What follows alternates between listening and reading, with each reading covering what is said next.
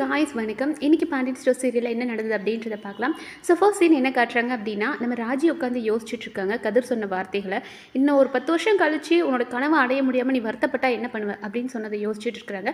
அந்த நேரம் நம்மளோட கதிர் வராரு.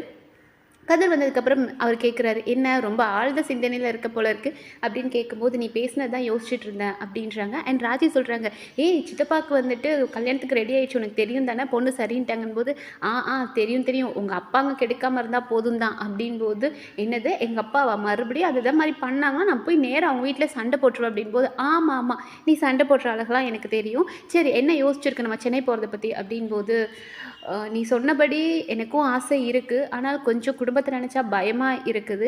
ஆனால் ஒரு தைரியம் என்ன அப்படின்னா, இத்தனை நாள் நான் இந்த வீட்டில் என்னென்னமோ பண்ணியிருக்கேன், என்னை திட்டினாலும் நான் தப்பு பண்ணாலும் இந்த குடும்பம் என் கூட துணையாக நின்று இருக்குது. அதே மாதிரி நான் போலீஸ் ஆகணுன்றதுக்கு இன்றைக்கி அவங்க எனக்கு தடையாக நின்னாலும் என்றைக்காவது ஒரு நாள் என்னை புரிஞ்சுக்கிட்டு என் கூட துணையாக நிற்பாங்கன்ற நம்பிக்கை இருக்குது. அதனால நம்ம சென்னை போகலாம், எக்ஸாம் அட்டன் பண்ணலாம் அப்படின்றாங்க. ஸோ கதிருக்கு பயங்கர ஹாப்பியாக இருக்குது. பரவாயில்லையே, மறுபடியும் உனக்கு ஏதாவது மோட்டிவேஷன் கொடுக்கணும்னு நினச்சேன், பரவாயில்ல நீயே நல்ல விதமாக சொல்லிட்ட அப்படின்னு சொல்கிறாங்க.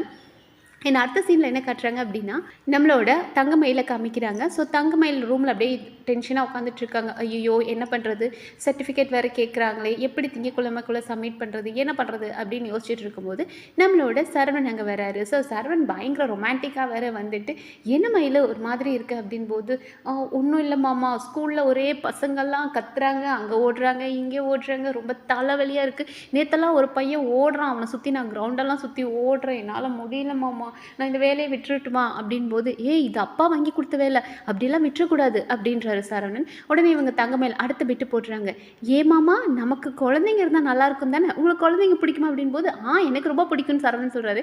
ஸோ தங்கமயிலும், அப்போ நமக்கு எப்போ மாமா குழந்தை வரும் அப்படின்போது, இப்போ தான் ஸ்கூலில் குழந்தைங்கள ஹேண்டில் பண்ணுறதே கஷ்டம்னு சொன்னீங்க அப்படின்போது, அது மற்ற குழந்தைங்க மாமா, நம்ம குழந்தைன்னா ஈஸியாக ஹேண்டில் பண்ணிடலாம், நம்ம குழந்தைன்னா வேறு தானே அப்படின்போது, அதுதான் மயில், நீ நாளைக்கு குழந்தை பெற்று அந்த குழந்தைய வளர்க்குறதுக்கு இன்றைக்கி ஸ்கூல்லே ப்ராக்டிஸ் எடுத்துக்கிட்டு அவனுக்கு கரெக்டாக இருக்கும்ல அப்படின்றாரு. எங்கே சுற்றினாலும் தங்கமயில் அப்படியே வேலைக்கு போகிறத நிறுத்தணும்னு ட்ரை பண்ணுறாங்க. சரவணன் எங்கே சுற்றி வந்தாலும் நீ ஸ்கூலுக்கு போ, உனக்கு ப்ராக்டிஸ் ஆகும் அப்படின்றாரு. அப்போ நம்மளோட தங்கமயில் அடுத்தது, சரி மாமா, அப்போ நான் கன்சீவ் ஆகிட்டேன் அப்படின்னா நான் வேலையை விட்டு போக முடியாதுல்ல, அதனால நான் இப்போவே நிறுத்திடுறேன் அப்படின்போது, ஏன் கன்சீவ் ஆனாலும் தான் எல்லா பொண்ணுங்களும் வேலைக்கு போவாங்க, அப்புறம் டெலிவரி டைம் மட்டும் லீவ் போட்டுட்டு அதுக்கப்புறம் ஜாயின் பண்ணுவாங்க, நீ அந்த மாதிரி பண்ண அப்படின்னு சுற்றி கடைசி வரைக்கும் நீ குழந்தை பெற்றுக்கலாம் எல்லாமே ஓகே, ஆனால் நீ வேலைக்கு போகணும், இது அப்பா வாங்கி கொடுத்த வேலைன்றது சரவணன் ரொம்ப கான்ஷியஸாக இருக்கார். அப்புறம் சரி ஏன் நீ ஒரு மாதிரி டல்லாக இருக்க, நான் வேணால் பாட்டு பாடட்டுமா அப்படின்னு எரிரத்தியில் எண்ணெய் ஊற்றுற மாதிரி அவர் ஒரு பக்கம் பாடிட்டு இருக்காரு. அடக்கரமே அப்படின்ற மாதிரி தங்கமயில் ரொம்ப வருத்தத்தில் உட்காந்துட்டு இருக்காங்க. அண்ட் அடுத்த சீனில் என்ன காட்டுறாங்க அப்படின்னா, அடுத்த நாள் காலையில் கதிர் அண்ட் ராஜி ப்ராக்டிஸ் மறுபடியும் போய் கிரவுண்டில் ப்ராக்டிஸ் பண்ணுறதுக்காக வந்துட்டாங்க. அங்கே பார்த்தோம் அப்படின்னா, நம்ம கதிர் ராஜிக்காக பழைய கொஷின் பேப்பர், 20 வருஷத்துக்கு முன்னாடி உள்ள கொஷின்ஸ் பேப்பர், இது வரைக்கும் என்ன மாதிரி கொஷின்ஸ் வந்திருக்கும் அப்படின்னு மாடல் கொஷின் பேப்பர்லாம் கலெக்ட் பண்ணி வச்சுருக்காரு. அதை பார்த்தா ராஜிக்கு ஷாக்கு. இதைத்தான் நீ நைட்டெல்லாம் உட்காந்து பண்ணிட்டு இருந்தியா, நான் கூட நைட் 2 மணிக்கு எந்திரிச்சு பார்க்கும்போது நீ ஃபோன் பார்த்துட்டு இருந்தியா, இதுதான் எனக்காக பண்ணியா அப்படின்போது, இல்லை ஒரு 12 மணி வரைக்கும் தான் உனக்காக பார்த்தேன், அதுக்கப்புறம் ஃபோன் தான் பார்த்தேன் அப்படின்னாரு. ஸோ இப்படி ஒரு ஹஸ்பண்ட் கிடைப்பாங்களா அப்படின்ற மாதிரி ரொம்ப ரொம்ப ஒரு மாதிரி சந்தோஷமாக இருந்தது. நமக்கெலாம் இப்படிலாம் கிடைக்காதா, கிடைக்கல, அட்லீஸ்ட் நம்ம சீரியலாவது பார்த்து சந்தோஷப்பட்டுக்குவோம் அப்படின்ற மாதிரி தான் இருந்தது. ஏன்னா தன்னோட ஒய்ஃபோட கனவுக்காக ஒருத்தர் எந்த அளவுக்கு இறங்க முடியும் அப்படின்றது கதிரை பார்க்கும்போது அவ்வளோ ஹாப்பியாக இருக்குது. ஏன்னா போலீஸ் வேலை அப்படின்றது கஷ்டம்தான், இருந்தாலும் அவள் ஆசைப்படுறா, அவள் லட்சியத்தை அவள் அடையணுன்றதுக்காக கூட இவர் இவ்வளோ சப்போர்ட்டிவாக நிற்கிறாரு. ஒவ்வொரு ஆணோட வெற்றிக்கு பின்னாடி ஒரு பெண் இருப்பான்ற மாதிரி நம்மளோட ராஜோட வெற்றிக்கு பின்னாடி நம்ம ஒரு ஆணான கதிர் இருப்பார் அப்படின்றது காமிச்சு கொடுக்கார். ஏன்னா அவ்வளோ கொஷின் பேப்பர் எடுத்துகிட்டு வந்துட்டு நீ ஃபிசிக்கல் எக்ஸாம் எப்படி கிளியர் பண்ணணும் அப்படின்ற மாதிரி, எவ்வளோ மார்க்குக்கு தமிழ் கேட்பாங்க, எவ்வளோ மார்க்குக்கு ஜென்ரல் நாலேஜ் கேட்பாங்கன்ற மாதிரி எல்லாத்தையும் அவர் சொல்லி கொடுத்துட்ருக்கார். ஆனால் அதை பாண்டியன் பார்த்துடுறார். பாண்டியன் அந்த பார்க்குக்கு வாக்கிங் வரார், பார்த்துடுறார். அட பாவி பயலுகளா, இவனுங்க இன்னும் திருந்தலையா, மறுபடியும் இதை தான் பண்ணுறாங்களான்னு கோபமாக வீட்டுக்கு வந்து உட்காந்துருக்காரு. அந்த நேரம் நம்மளோட கோமதி வந்துட்டு, என்ன பண்ணட்டும், க்கு தேங்காய் பால் வேணுமா ஆட்டுக்கால் பாயா வேணுமா அப்படின்போது, ஏதோ ஒன்று பண்ணி தொலை அப்படின்னு. ஏன் இவர் கோவமாக இருக்காரு அப்படின்னு பார்த்தா, கரெக்டாக அந்த நேரம் ராஜி கதிர் வந்துடுறாங்க. வந்ததுக்கப்புறம், நில்லுங்க எங்கே போயிட்டு வரீங்க அப்படின்னு பாண்டியன் கேட்குறாரு. ஸோ நம்மளோட கதிர் அதுக்கெலாம் அசர்ற ஆளே கிடையாது. நாங்கள் ஒன்றுமே இல்லையே, அவர் பாட்டுக்கு அமைதியாக இருக்கும்போது மறுபடியும் என் சொல் பேச்சு கேட்காம இவன் என்ன சொல்கிறது நம்ம என்ன கேட்குறதுன்ற மாதிரி போய் கிரவுண்டில் ப்ராக்டிஸ் பண்ணிட்டு வரீங்களா அப்படின்னு கத்துறாரு. அப்படியே குடும்பமே அசம்பிள் ஆகிடுறாங்க, வந்து எல்லாரும் நிற்கிறாங்க. அப்போ இவர் நம்ம சரவணன்லாம், டே என்னடா இப்படி பண்ணுற அப்படின்போது, நம்ம செந்தில் திட்டுறாரு. அண்ணா இருண்ணா, அவன் பேசட்டும், அவனை பேச விடு அப்படின்ற மாதிரி திட்டுறாரு. அதுக்கப்புறம் நம்ம பாண்டியன் கேட்குறாரு, ஏம்மா நீ இப்படி பண்ணுற?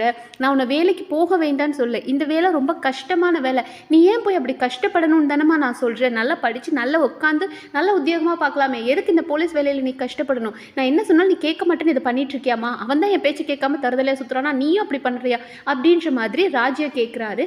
அந்த நேரம் நம்மளோட கதிர் சொல்கிறார், அவளை கூட்டிகிட்டு போகிறது நான் தான், எதுவாக இருந்தாலும் நீங்கள் என்கிட்ட பேசணுமே தவிர ராஜி கிட்ட பேசக்கூடாது அப்படின்னாரு போருங்க. செம்ம ஷாக்கு பாண்டியனுக்கும் குடும்பத்துக்கும். ஓ, உன் பொண்டாட்டி நாங்கள் எதுவும் பேசக்கூடாது, நாங்கள் எதுவுமே கேட்கக்கூடாதா அப்படின்போது, நான் தான் கூட்டிகிட்டு போனேன், அவளேன்னு கிடையாது, நீங்கள் யாரையுமே கேட்கக்கூடாது, அவங்கவுங்க விருப்பத்துக்கு இருக்கட்டும்னு விடுறதை விட்டுட்டு நீங்கள் எல்லாரையும் போட்டு இப்படி கண்ட்ரோல் பண்ணிட்டு இருக்கீங்கன்ற மாதிரி கேட்குறாரு.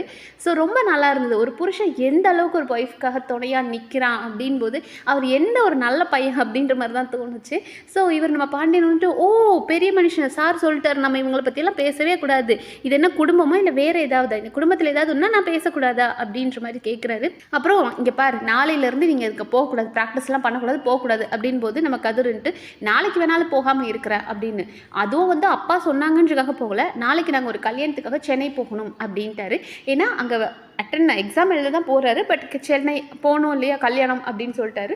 ஸோ ஃப்ரெண்டோட கல்யாணம் அப்படின் போது, ஆமாம் யாருக்காவது ஓடி போகிறாங்க போய் சைன் போட போறியா அப்படின் போது, என்னோட க்ளோஸ் ஃப்ரெண்ட் ஒரு பொண்ணு தான், அவள் கல்யாணத்துக்கு நாங்கள் போகணும், ஸோ அதுக்கு நாங்கள் இப்போ ஷாப்பிங் போகணும் அப்படின்ற மாதிரி சொல்லும்போது நம்ம பாண்டியன் கோவம் வருது. ஏன்டா கல்யாணத்துக்கு போயிட்டு வரட்டுமான்லாம் கேட்க மாட்டியா, நீயே முடிவு பண்ணிடுவியா எல்லாத்தையும், இப்போ உடனே போகணுன்னாலும் தக்கல்ல டிக்கெட் போட முடியுமா அப்படின்றாங்க. இல்லை நம்ம மீனா இருந்துட்டு, இல்லை பஸ்ஸில் டிக்கெட் போடலாமே, பஸ்லனாலும் உடனே எப்படிமா கிடைக்கும் அப்படின்னு நம்ம பாண்டியன் கோவமாக கத்திட்டு இருக்கார். அதோட இன்னைக்கு எபிசோட் முடிச்சிட்டாங்க. ஸோ ஓவரால் இன்னைக்கு எபிசோட் பார்க்கும்போது ஒரு மாதிரி மன நிறைவாக இருந்தது. எத்தனை பெண்களுக்கு இப்படி ஒரு நல்ல கணவன் கிடைப்பான்னு தெரியல, பட் கிடைக்கிறவங்க யாராவது இருந்தீங்கன்னா ப்ளீஸ் அட்டண்டன்ஸை போடுங்க வந்து கமெண்ட் செக்ஷனில். ஏன்னா ரொம்ப சந்தோஷமாக இருந்தது. தன்னோட ஒய்ஃப் அவளோட ஆசைக்காக கனவுக்காக அவள் போராடுறத தாண்டி இவரும் அதுக்காக போராடுறார். வேறு யாரும் அவங்கள பேச விடாமல் என்னன்னாலும் என்னை தாண்டி தான் அவகிட்ட போகணும் அப்படின்னு ஒரு அன்பாக பார்த்துக்கிறார் இல்லையா. ரொம்ப நல்லா இருந்தது. ஸோ பாப்போம் நாளைக்கு எபிசோடில் வேறு என்ன இன்ட்ரெஸ்டிங்காக நடக்குதுன்றது நம்ம அடுத்தடுத்த வீடியோவில் பார்க்கலாம். நன்றி.